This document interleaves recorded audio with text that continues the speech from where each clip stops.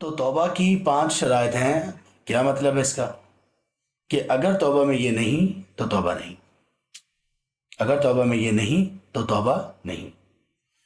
تو اس لیے اس کا بہت خیال رکھیں کہ توبہ وہ توبہ جس سے اللہ محبت کرتے ہیں، اور وہ توبہ جس کی اتنی اہمیت ہے کہ اللہ سبحانہ و تعالیٰ بہت خوش ہوتے ہیں اپنے بندے کی توبہ سے. اور توبہ کرنے والے لوگ ہی کامیاب ہیں. اور توبہ کرنے والے گنہگاروں کو بھی اللہ تعالیٰ نے کہا کہ یہ اللہ کے رسول صلی اللہ علیہ وسلم نے فرمایا کہ یہ خیر الخطائین ہیں. یہ گناہ گاروں میں بہت خیر والے لوگ ہیں جو بہت زیادہ توبہ کرنے والے ہیں. توبہ کی 5 شرائط میں سے پہلی شرط یہ ہے کہ جس گناہ سے توبہ کی جا رہی ہے اس گناہ کو چھوڑ دے. سب سے پہلی شرط ہے. اگر اس کی توبہ اللہ کے لیے ہے، اللہ کی رضا کے لیے ہے، اللہ کو خوش کرنے کے لیے ہے، اللہ کی محبت کے لیے ہے، تو پھر یہ توبہ کا یہ ایک پروسیجر ہے، یہ طریقہ کار ہے توبہ کا. اس کا مطلب ہوگا کہ انسان لوٹ رہا ہے. سب سے پہلی شرط یہ ہے کہ وہ گناہ کو چھوڑ دے. گناہ کو چھوڑنے کا مطلب یہ ہے کہ وہ گناہ بھی چھوڑے، اور گناہ کی طرف جانے والا ہر راستہ چھوڑ دے، ہر دوستی چھوڑ دے، اور ہر سبب اور ریزن چھوڑ دے جو گناہ کی طرف اس کو لے جانے والی ہے. توبہ مطلب لوگ تو ایسے توبہ کرتے ہیں، گناہ پہ بیٹھے ہوئے ہیں، ڈرامہ دیکھا جا رہا ہے، مووی دیکھی جا رہی ہے، ساری اس میں بے حیائی ہوتی ہے. کچھ زیادہ اپنے مطلب سے تھوڑا سا اٹھ کے کوئی ایسی چیز آ جائے پھر کرتے توبہ استغفر اللہ. گناہ کر رہے ہیں، اسی جگہ پہ بیٹھے بیٹھے ہی توبہ، اور گناہ نہیں چھوڑنا، بس توبہ استغفر اللہ، اور آگے بڑھ جاتے. یہ توبہ نہیں ہے. توبہ ہے توبہ جس گناہ سے کی جا رہی ہے اس گناہ کو چھوڑو، اور اس گناہ کی طرف لے جانے والے ہر راستے کو چھوڑو، ہر شخص کو چھوڑو جو اس گناہ پر ابھارتا ہے، ہر سبب کو چھوڑو جو اس گناہ پر ابھارتا ہے. ایک شخص ہے اسموکنگ کرتا ہے، نشہ کرتا ہے، اس سے توبہ کرنا چاہتا ہے.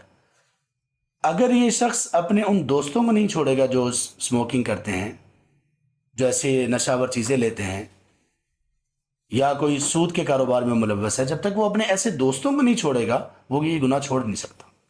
دوسری شرط یہ ہے کہ وہ اس پر ندامت اور شرمندگی کا اظہار کرے جس گناہ سے توبہ کی جا رہی ہے. اگر اللہ سے متعلق ہے، اللہ کے سامنے توبہ اور شرمندگی کا اظہار کرے. لوگوں سے متعلق ہے، ان کے سامنے بھی اپنی معذرت اور توبہ کرے اور شرمندگی کا اظہار کرے کہ مجھ سے غلطی ہوئی. یہ شرط ہے، اس کے بغیر چارہ نہیں ہے. اس کے بغیر چارہ نہیں ہے. یہ توبہ ہے. ندامت کا اظہار کرے. اگر یہاں ندامت نہیں کرے گا تو پھر وَأَنذِرْهُمْ يَوْمَ الْحَسْرَةِ إِذْ قُضِيَ الْأَمْرُ، اے پیغمبر ان لوگوں کو ڈرائیے اس دن سے جو حسرت کا دن ہوگا، جب معاملات کا فیصلہ کیا جائے گا. پھر لوگ حسرت کیا کریں گے؟ توبہ نہ کرنے والے لوگ حسرت کریں گے کاش توبہ کر لیتے. تو آج کی ندامت بہتر ہے. کہا جاتا ہے ان شر الندامت بعد الموت، سب سے بدترین ندامت اور شرمندگی وہ ہے جو موت کے بعد ہوگی. کتنے لوگ ایسے ہیں جو صرف اس وجہ سے توبہ نہیں کرتے کہ شرمندگی کا سامنا کرنا پڑے گا لوگوں کے سامنے، خاص طور پر. توبہ کیسے کرو گے؟ یہ اللہ کی محبت دلانے والا فعل ہے. یہ کوئی چھوٹی چیز تو نہیں ہے، بہت بڑی چیز ہے. اللہ کے رسول صلی اللہ علیہ وسلم یہ کہہ رہے ہیں کہ میں دن میں اتنی مرتبہ رب اغفر وتوب علی انک انت التواب الغفور اتنی مرتبہ پڑھتا ہوں، استغفر اللہ واتوب الیہ. اور اس کے علاوہ استغفار کے کتنے کلمات ہیں نماز میں. سبحانک اللہم ربنا وبحمدک اللہم اغفر لی، سید الاستغفار آپ نے سکھایا، اللہم انت ربی لا الہ الا انت خلقتنی، آخر تک. اور ابو بکر صدیق رضی اللہ عنہ کو یہ دعا سکھائی، اللہم انی ظلمت نفسی ظلما کثیرا، نماز میں پڑھنے کے لیے تشہد میں، اللہم انی ظلمت نفسی ظلما کثیرا ولا یغفر الذنوب الا انت فاغفر لی مغفرة من عندک. کتنی توبہ، کتنی استغفار، کتنا کچھ ہے. اللہ. تو اس لیے حسرت اور ندامت کا اظہار کرنا یہ توبہ کی دوسری شرط ہے. پہلی شرط ہے کہ گناہ کو چھوڑنا اور گناہ کی طرف جانے والے ہر راستے کو اور ہر سبب کو چھوڑ دینا. دوسری شرط یہ ہے کہ اس پر ندامت کا اظہار کرنا. اور تیسری شرط یہ ہے کہ آئندہ اس گناہ کی طرف نہ جانے اور اس گناہ کو نہ کرنے کا پختہ اور سچا عزم کرنا. پختہ اور سچا عزم. کہ یا اللہ اب نہیں، بس ختم. اگر اس کا عزم اور ارادہ ہی پکا نہ ہوا تو اس کی باقی ساری شرطیں وہ پوری کر لے، توبہ نہیں ہوگی. اللہ کے یہاں توبہ قابل قبول نہیں ہوگی، اللہ کی محبت نہیں ملے گی، بلکہ توبہ ہی نہیں ہے تو پھر بندہ پھر جرم میں ہی رہے گا. چوتھی شرط، اگر اس گناہ کا تعلق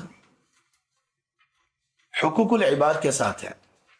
حقوق العباد سے کیا مراد ہے؟ اگر اس گناہ کا تعلق لوگوں کی عزت کے ساتھ ہے کہ عزت میں کوئی دخل اندازی کی، کسی کی عزت اچھالی، غیبت، چغلی، بہتان، جھوٹ، یا اگر اس کا تعلق لوگوں کے مال کے ساتھ ہے کہ لوگوں کا مال ناحق کھایا، فراڈ کیا، جھوٹ بولا، وراثت تقسیم نہیں کی جو حق بنتا ہے، اور اسی طرح سے کسی کو کسی کی سیلری نہ دی، اس کا حق بنتا ہے، مزدور کو اس کی مزدوری نہ دی، اس کا حق بنتا ہے، کوئی بھی مالی ظلم اور زیادتی کی. دو، اور تیسری چیز، اس کے جسم کے متعلق، جسم کو تکلیف دی، مارا، پیٹا، زخمی کر دیا یا قتل کر دیا. تو یہ جو لوگوں کے حقوق سے متعلق یہ چیزیں نا سب، اب اس کے لیے، اس کی توبہ کے لیے یہ چوتھی شرط ہے. اگر حقوق العباد سے اس گناہ کا تعلق ہے تو پھر اس کے لیے ضروری ہے کہ وہ اس بندے کے ساتھ جس سے اس نے ظلم کیا جس پر اور زیادتی کی جس پر، اس سے اپنے معاملے کو حل کرے، اس سے جا کر معافی مانگے اور کہے کہ مجھے معاف کر دیجئے، مجھ سے یہ گناہ ہوا ہے. اور پانچویں شرط کیا ہے؟ پانچویں شرط یہ ہے کہ وہ توبہ کا وقت ختم ہونے سے پہلے کرے. توبہ کا وقت کب ختم ہوگا؟ دو وقت ہیں توبہ کے ختم ہونے کے. ایک وقت وہ ہے جب سورج مغرب سے طلوع ہوگا قیامت کے قریب، اور اس وقت سارے لوگ ہی توبہ کر لیں گے، وہ اتنی بڑی نشانی ہے، لیکن تب توبہ قبول نہیں ہوگی. اور یہ وقت تو صرف وہ لوگ دیکھیں گے جو قیامت کے قریب ہوں گے. لیکن دوسرا جو توبہ کے وقت ہے جس میں توبہ قبول نہیں ہوگی، وہ ہے جب انسان کی سانسیں اس کے حلق میں اٹک جائیں. موت کا وقت، آخری وقت،